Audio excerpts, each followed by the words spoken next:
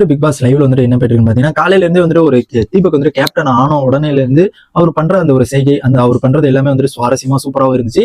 Already காலையில கூட ஒரு இது வந்துட்டு பண்ணி சொல்லியிருந்தாரு. என்னன்னு பாத்தீங்கன்னா ஹவுஸ்மேட் எல்லாத்தையுமே நிக்க வச்சு ஹவுஸ்மேட்ல எல்லாருமே வர வச்சு ஹவுஸ்மேட் பத்தி எல்லாருமே வந்துட்டு ஒவ்வொரு நல்லதை பத்தி சொல்லுங்க அப்படிங்கிற மாதிரி வந்துட்டு அந்த ஒரு இதை வந்துட்டு சொல்லியிருந்திருப்பாரு. அது வந்துட்டு கிட்டத்தட்ட 1 மணி நேரம் 1.5 மணி நேரத்துக்கு மேல ஆச்சு.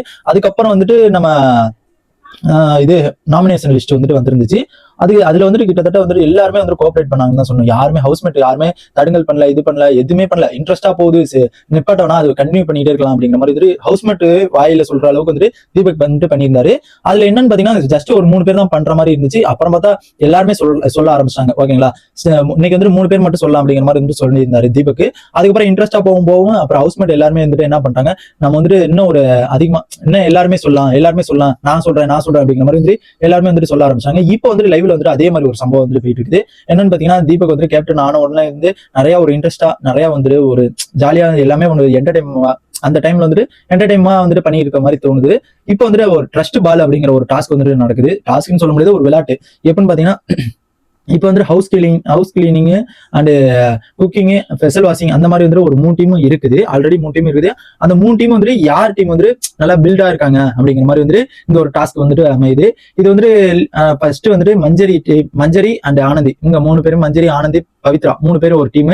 3 பேர் தனித்தனி டீம். ஓகேங்களா, மஞ்சரி ஒரு டீம், ஆனந்தி ஒரு டீம் அண்ட் நம்ம பவித்ரா ஒரு டீம். இவங்களை வந்து கிளீனிங், வெசல் வாஷிங் அண்ட் நம்ம குக்கிங், இவங்க எல்லாருமே 3 பேரும் அந்த ஒரு டீம்ல வந்து லீடு. ஓகேங்களா, லீட் பண்ற மாதிரி. இந்த இதுல வந்து எப்படி அமைதுன்னு பாத்தீங்கன்னா ஒரு கீழே பீன் பேக் வச்சிருப்பாங்க. பீன் பேக் வச்சுட்டு அங்க ஒரு ஆள் நிப்பாங்க. ஓகேங்களா, ஒரு ஆள் நிப்பாங்க. பின்னாடி எல்லாருமே வந்துட்டு அத இப்ப அவங்க கீழே அவங்க சொல்லுவாங்க, இது மாதிரி வந்துட்டு என் டீம் மேல நம்பிக்கை இருக்கு, அதனால நான் உழுவுறேன், என் டீம் வந்துட்டு பிடிச்சுக்குவாங்க அப்படிங்கிற மாதிரி வந்துட்டு அந்த மாதிரி வந்துட்டு சொல்றாங்க.